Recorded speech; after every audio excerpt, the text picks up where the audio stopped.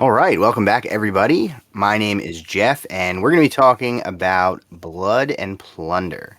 Now, if you were not aware, there is a big, I guess, originally community driven campaign, but now sort of official campaign that is done around the Blood and Plunder rule system called Summer of Plunder. And I have with me the leader of the Native American faction for Summer of Plunder. How's it going?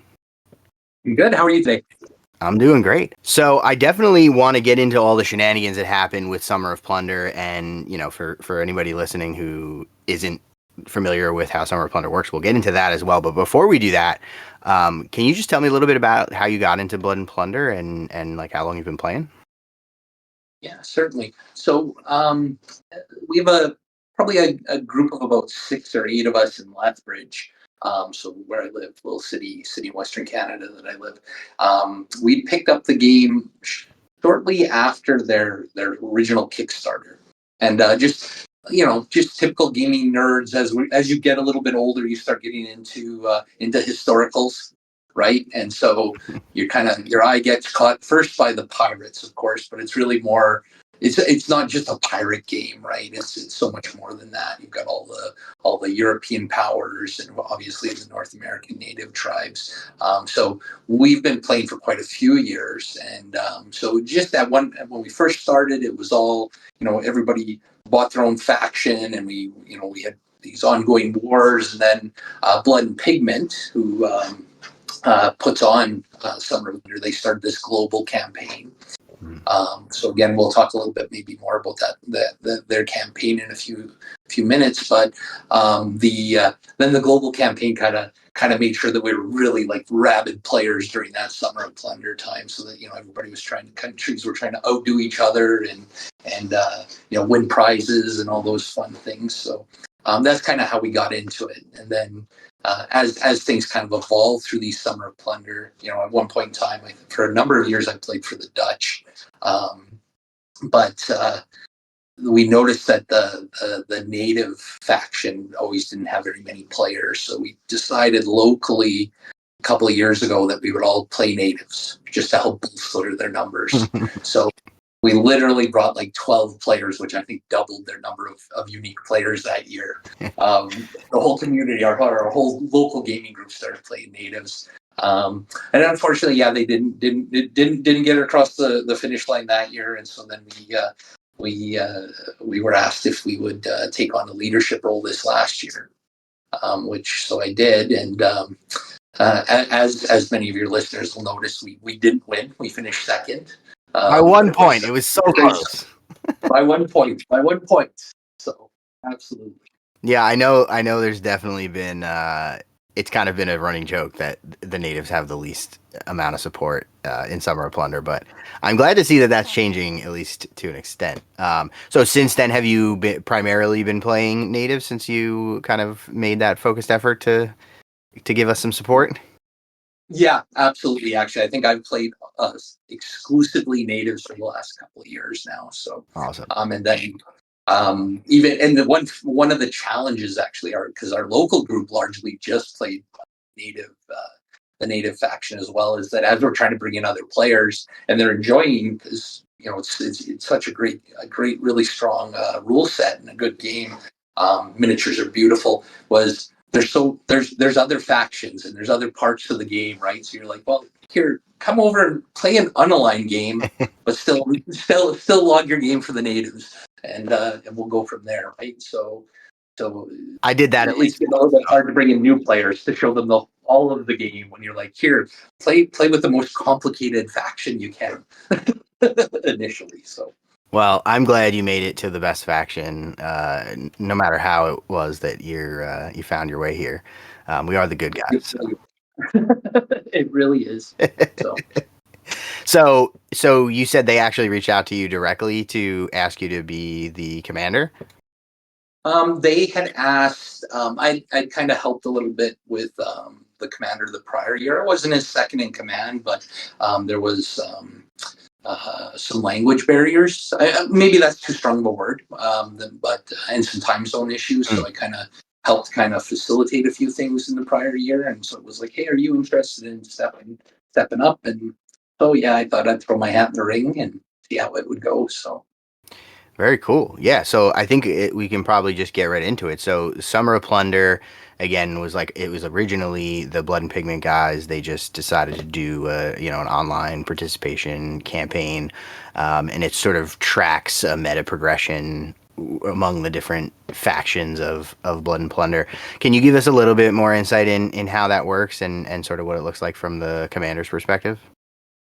certainly. So how it kind of works is that each faction gets four, let's say, actions each week. Okay, so you can either attack or defend four different locations, and that's based on the players allocating their games, right? So let's say you have 20 players and you're saying, okay, we want to, 10 of them allocate to defending the capital. Well, that'll probably be your number one. So that'll get the most points. And those points are then used to determine who kind of wins and loses the various territories.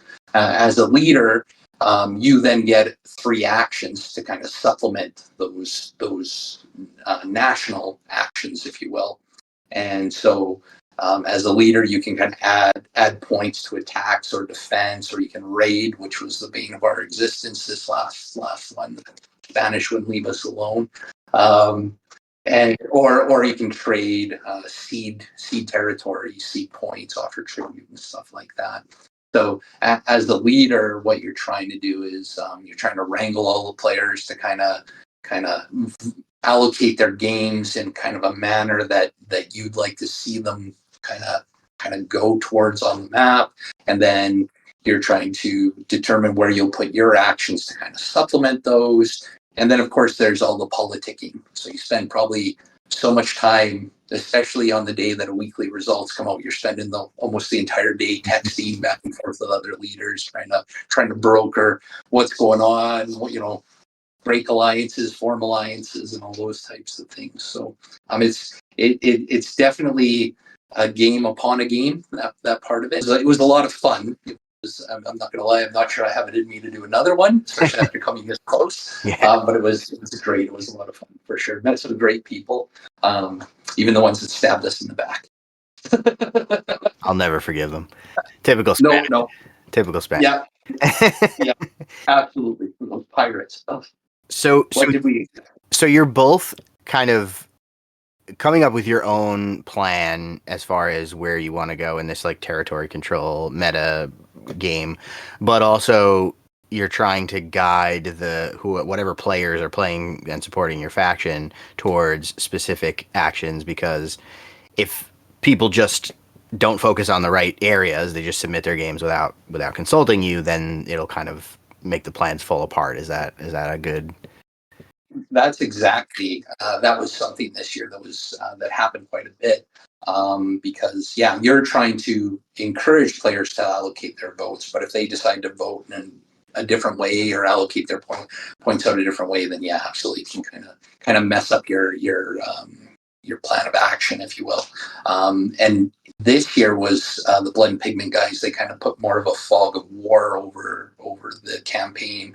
In prior years, leaders would kind of get updates throughout the week as to where the games were being allocated by the players. This year, we weren't provided that, so it was kind of a surprise on results morning. You open up and you'd be like, we attacked the Dutch capital. Why would we have attacked the Dutch capital? Sure enough, that was one of the challenges with playing such a small faction. You'd have one player decide he wanted to attack the Dutch capital, and he'd allocate his two games, and one of your attacks would go against the Dutch capital, and you'd be like, oh, well, that wasn't what we wanted, but it is what it is. So let's see what we can do. Make sure we didn't annoy anybody in an alliance.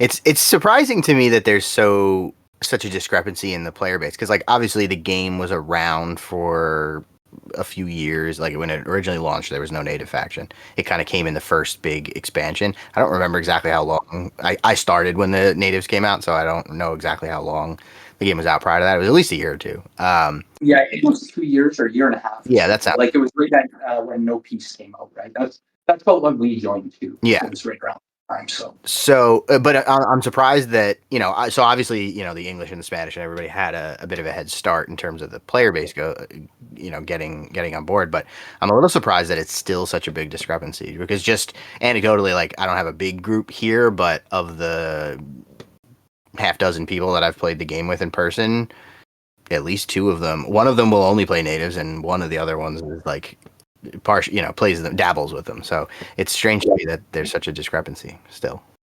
I think the one thing that kind of, I guess, hurts bringing new players on to the native faction is um, one, they have so many different rules. Like all the factions have different rules, but when you start getting into the natives, they have more special rules, right? Like you start like you got lay in wait, you've got all of these various things. For a new player, they can be a little bit overwhelming, Yeah. right?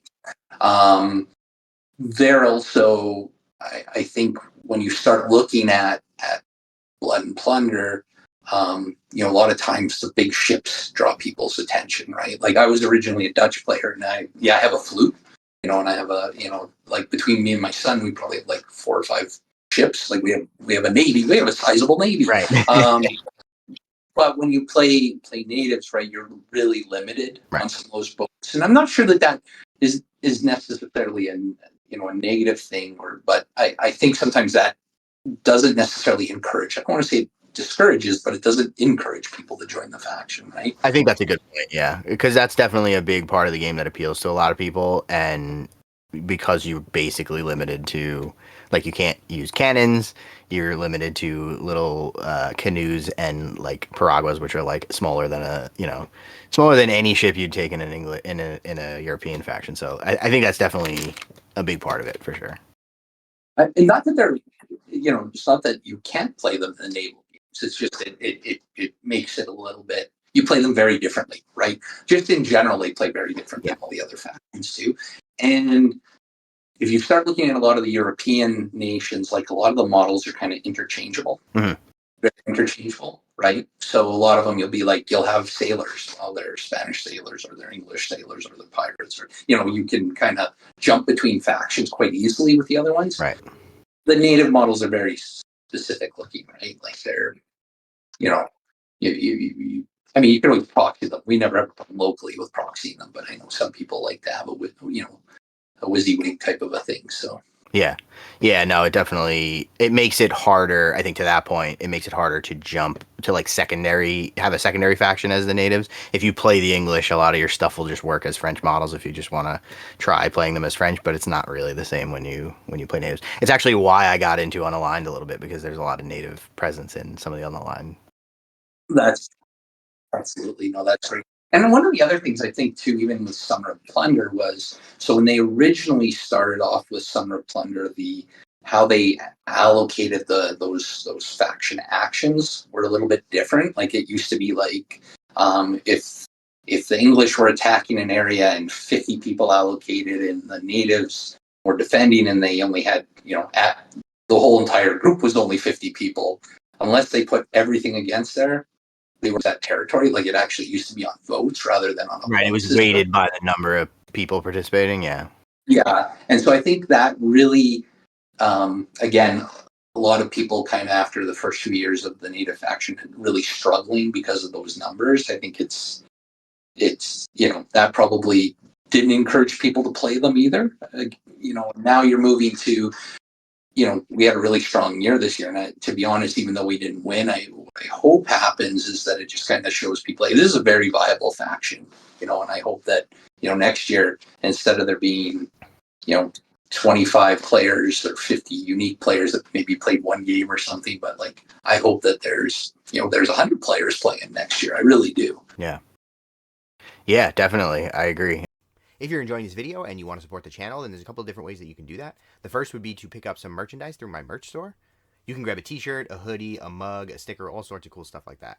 You can also shop using my affiliate links. So if you're going to make any purchases from any of these companies, you can use the links in the description below to make your purchases, and it will go directly to supporting the channel at no extra cost to you.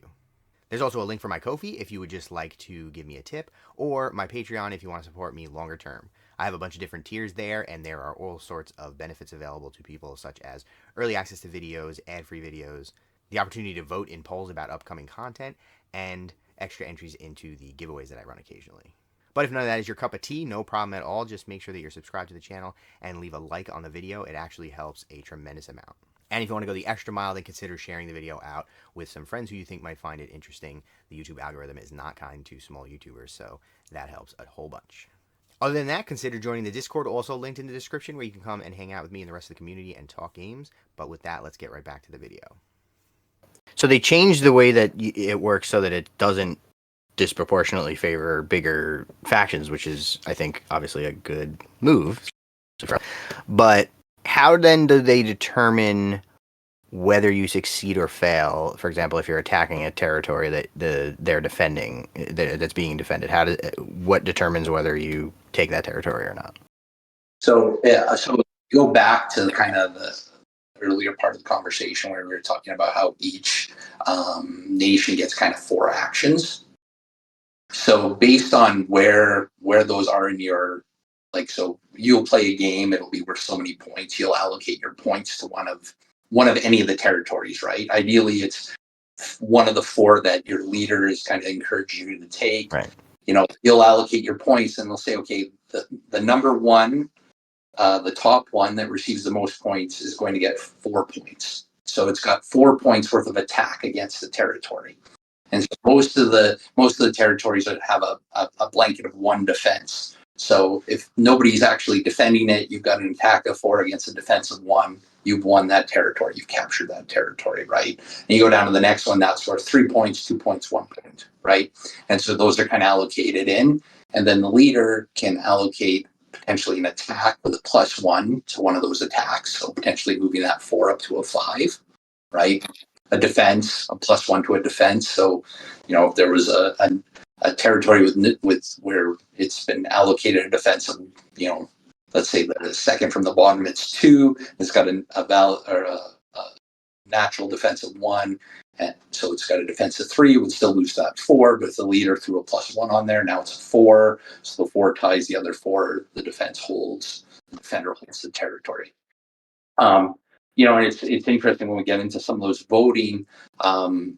You know, sometimes you'd go in there and be like, okay, we'd like our capital to be one of the top 4. And for us, all the time, it ended up as the top one. So sometimes we overly defended our capital, which wasn't maybe not the right answer, but it wasn't the wrong answer, right? So it was okay, but it was what it was. So Right. What's the significance of the capital? Is it like weighted heavier in the overall statistics? It was worth a couple more points. So the average territory was worth 1, where capital was worth 2. And I think there's just some, you know, there's some pride of wanting to lose capital. So 100%. you don't want to lose your capital. The natives lost it a couple of years ago, which kind of put us on the, you know, a little bit more nomadic. We were kind of all over the map after that. Yeah. But, and obviously 1 point makes a big difference. We lost by 1 point. It would have been a tie game if we had taken their capital instead, for sure. Yeah, that's right. Yeah.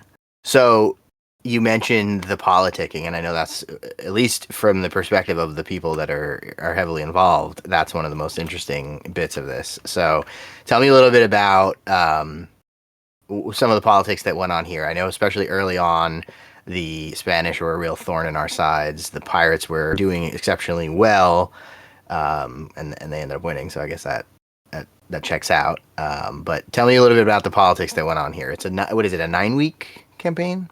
Yeah, it's a 9-week campaign. So it was interesting before the campaign had started. I think there was some of the leaders were probably already talking and setting up their alliances and stuff like that. Going into the first week, I had the pirates reach out to me and said, "Hey, how about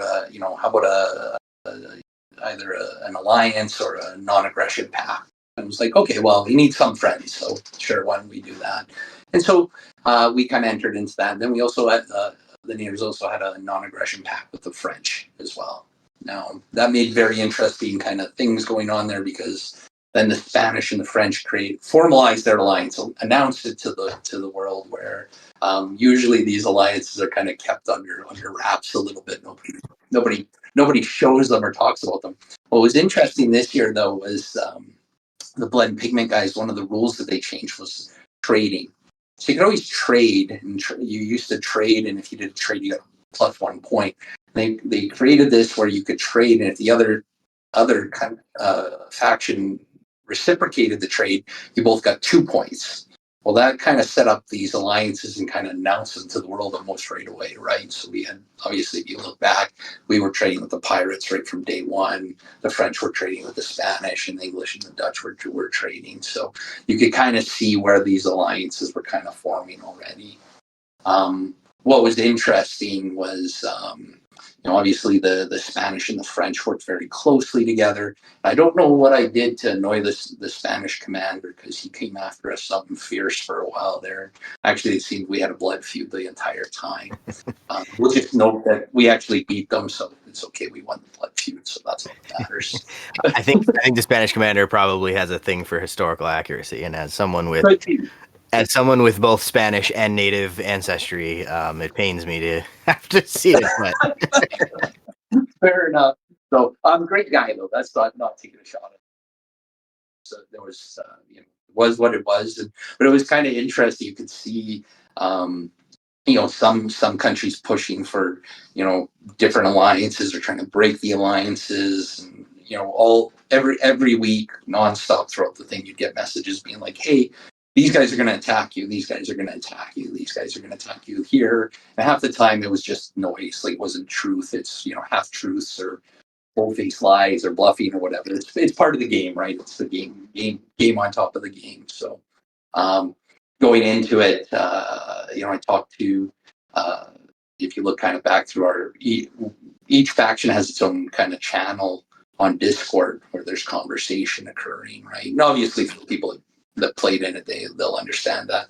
And so if you look back at ours, we're kind of, we kind of tried to have some conversations about what was going on and where we should attack and things like that.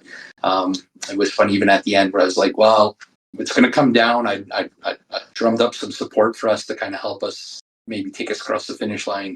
I was like, I think the pirates are going to stab us in the back. What do you guys want to do? And everybody was like, well, they want to be honorable and stick to our word that we weren't gonna stab anybody in the back, and we did. I think we played the whole campaign clean, and I think everybody coming out of the faction was pretty happy with the results, even though we didn't win. So. listen, I mean, after the poor showings in the past, and considering the fact that we role played it as the good guys, playing as the good guy faction, I feel like that's the only way you can do it. You gotta stick to your word and be the good guys. And if we lose by a single point, I'm pretty happy. That's how I looked at it too. It was so funny because even the night before we had to submit our final things, I fired off some DMs to people being like, "You're sure we want to stick to our word on this?" Because I wanted to, but I kept kind of like, if I stick to our word and we lose because we got stabbed in the back, I'm gonna feel bad that I didn't take you guys all the way. So. So, but everybody's like, nope, stick to our words. So I'm like, okay, we're good. So it ended up coming down to that last week. The Pirates edged us out by a single point. Do you remember where everybody else fell in the lineup? There was a pretty big gap after us. There was a bit of a gap after us. So I think, if I remember correctly, the Spanish were third, then the English, Dutch, and then the French. Very nice. Which surprised me that the French, like, I know the French they really kind of helped bolster us at the end. And they also bolstered the Pirates at the end too, which was a little bit surprising because, of course, they had such a close relationship with the Spanish the entire time. But at the end of the day, I think it was, again, if we look back at the politics, I thought it was a little interesting how that ended up playing out. That the French got really thumped when the Spanish actually didn't, but it was a little bit surprising. So, but I'm not seeing the whole thing too. I'm only seeing kind of the game and the conversations that I'm seeing, so I don't know what else was occurring. Right. Yeah. There's all sorts of unknowns. That's, I think, some of the fun of this. Yeah, absolutely. So. Awesome. Well, I'm really hoping that next year, at the very least, like you mentioned earlier, we're going to have more support for the natives. How we do in the meta campaign is another thing, but just getting more people playing would I think would be awesome. On that note, what advice would you give to somebody, whether they already play a different faction or if they're brand new to Blood and Plunder, if they're getting started with the natives? What advice would you give to somebody to sort of ease that transition? Because, like you said, and I definitely agree, it's the most complicated faction to play. We rely a lot on tricks as opposed to just raw stats. We have lots of special rules, and it's hard to remember some of that stuff. So it can be very intimidating. What do you think you would tell someone getting into it? Well, it's kind of funny. The first thing I would say is write down all your special rules because you're going to need them all. So Yeah. make sure you have them handy when you're starting to play. Um, Print out your sheet. just yeah, keep your sheets. Print out your army. Print out your sheets. Make sure you have a good understanding of all that. Um, the native faction really plays well on a crowded table with a lot of terrain, right? Especially if you can, that kind of helps them a lot.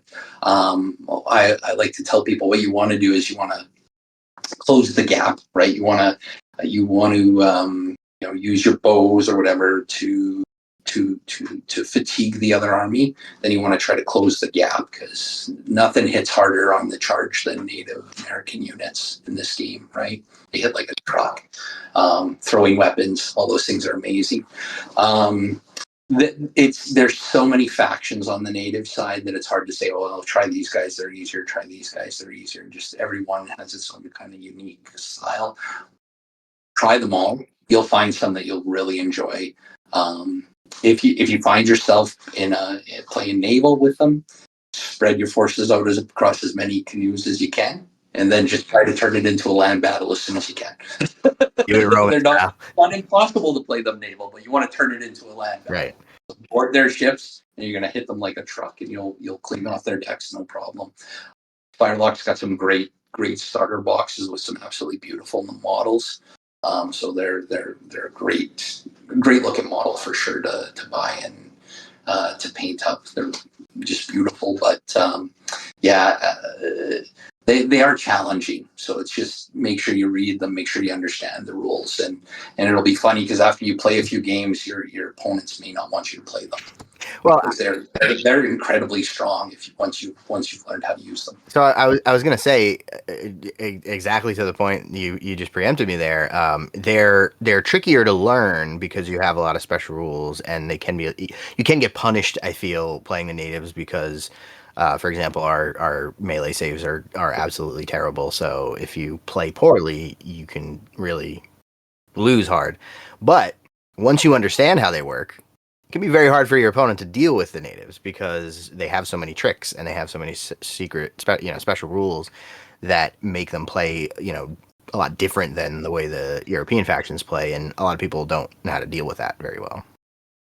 Yeah, we because our local group was really trying to bolster our numbers when we played a lot of native against native games, and they were very um, I don't want to say challenging, but it would be interesting because all these lay-in weights and back and forth when people are jumping in and out of cover and trying to close that gap and those types of things. I remember when we first started playing, we had one player that was playing natives kind of part time. He didn't fully understand all the rules, and so we thought they were even stronger back then because we didn't understand all the rules. We weren't uh, you know adjusting the saves for bows. We were like, these things are ridiculous. Oh, that's bad.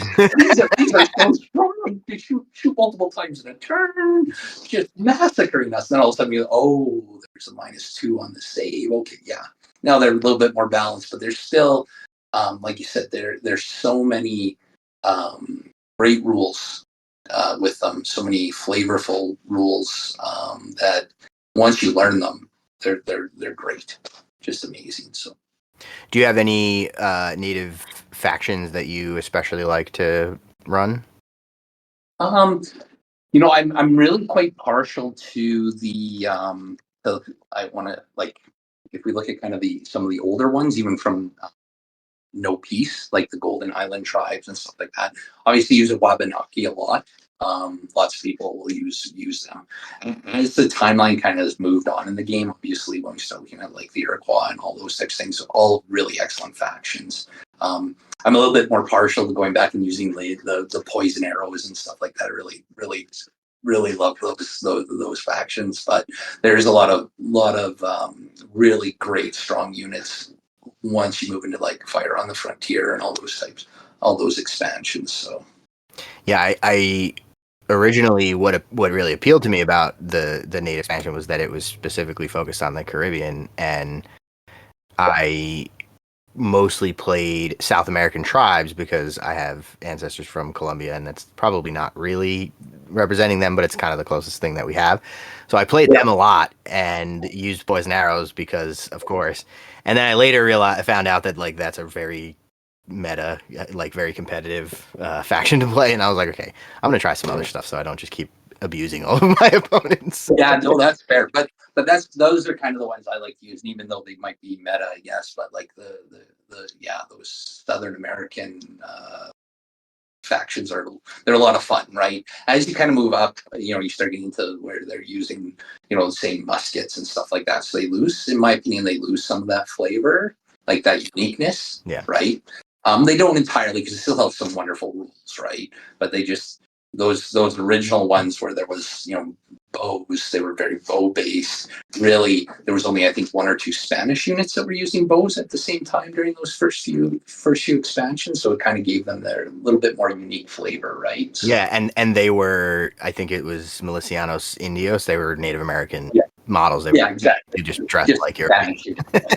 Yeah, absolutely. But just could be used in the Spanish, right? So, Right. but yeah, no, there's some great ones. You'll get a golden eye. My son and I play kind of a. We usually have some type of like little, not necessarily a campaign, but we kind of like a.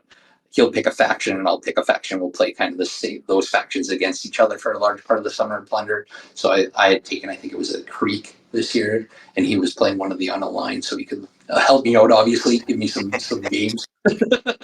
Yeah. I played a game as pirates because I wanted to run some boats at one point, but I submitted it for natives still because There we I go. can. Wonderful. I love it. I appreciate Yeah, absolutely. So, obviously, we're at the time that we're speaking, we're like a week or two after actually probably a little more than that now. Time flies. After the end of Summer of Plunder, but this is something that they run every year.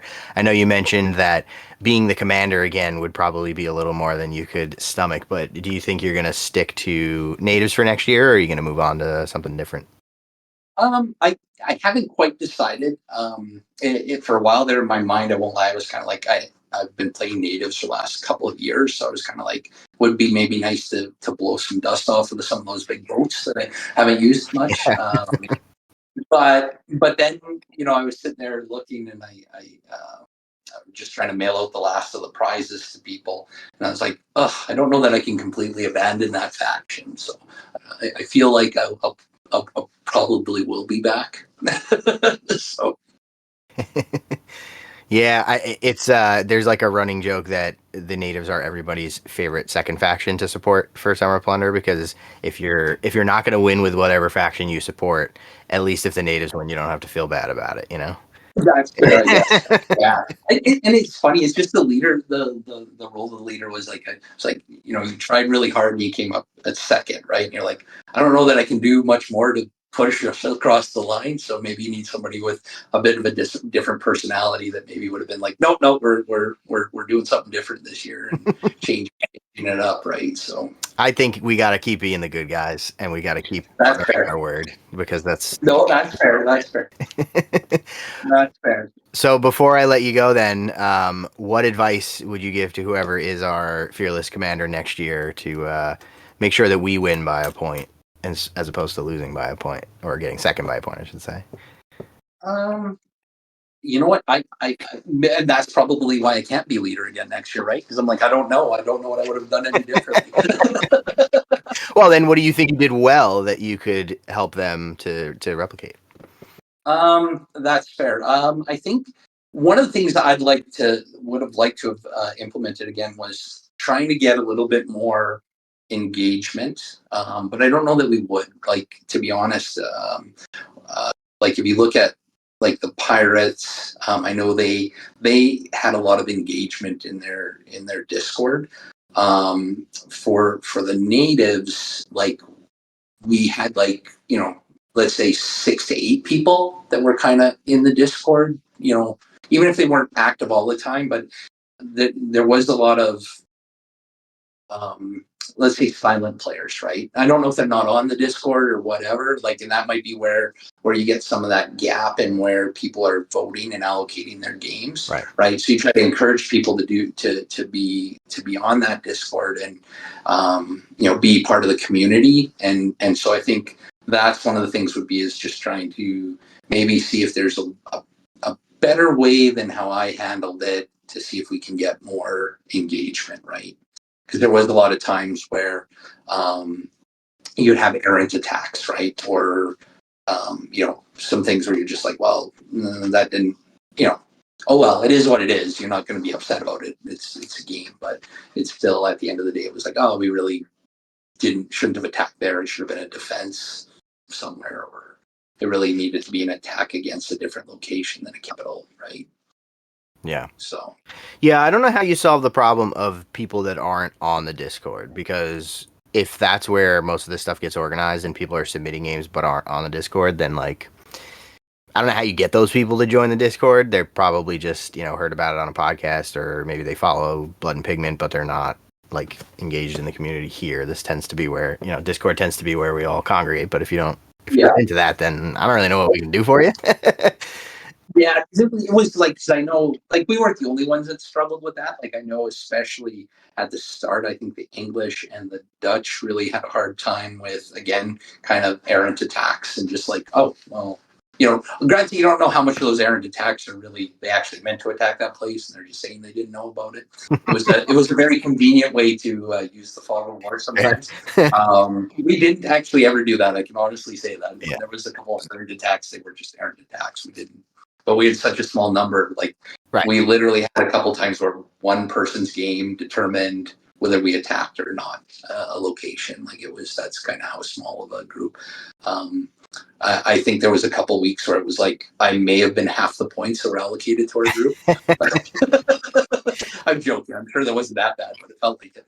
Yeah, my games tended to come in floods. There was like a week where I think I played 5 games, and then there was many weeks where I played none. So it's just the nature of life, unfortunately. Oh, no, absolutely. So Yeah. Well, hopefully you will be on our team next year when we're supporting the natives for Blood and Plunder, or for Summer of Plunder, rather. I definitely like the idea of getting more. I know some of the other factions had like events that they did, like weekly, like painting nights and all that kind of stuff on the Discord. So hopefully we can get something like that going, although obviously it's harder. There's far fewer of us, but maybe we'll have greater numbers next year. We can hope. that's what I think. I think that would help, and I think that would be great. Like I said, that was an area where I definitely should have or needed to, like I said, take it to the next level. So Yeah, I mean it's tough if there's only 6 or 8 people chatting in the thing. Like, what are you gonna? It's hard to get a big group of people together when there's not a big group of people, especially when 4 of them are my local guys, so I'm like, well, I'm going to see them on Friday anyway. You had your own events at the local games. Yeah, you didn't mean to do it that way, but it just got. Yeah. Well, hopefully it keeps growing. I know I've talked to the Firelog guys, and there's some interesting stuff coming for the games in the near future, and hopefully that'll attract more people who are interested in playing for the good guys. But I guess who knows? We'll have to wait and see. Well, keep spreading the word. I think that this, having a player like yourself advocating for them, I think will help. I wanted to do a bunch of stuff at the beginning to get some momentum going, but I was so busy and I didn't have a chance to do any content or anything around it, unfortunately. But next year I'm going to try to coordinate that much better so that we can get some momentum going. And I actually have a buddy who I got into the game in the last couple of months, and he's going to be playing native, so that'll help. Well, I could give you some bat reps, right? Like, have I seen? I think I saw you. Did you have a bat rep or a couple bat reps up? And so, even just showing people how they play, like how effective they can be, like that, can certainly at least hook people a little bit, right? When you're like, oh, geez, like I don't have to reload. Nope, you Right. can just keep So shooting. it's actually really funny because in that battle report, so I played against my friend that I just mentioned. He's got another YouTube channel. Shout out to Danger Planet.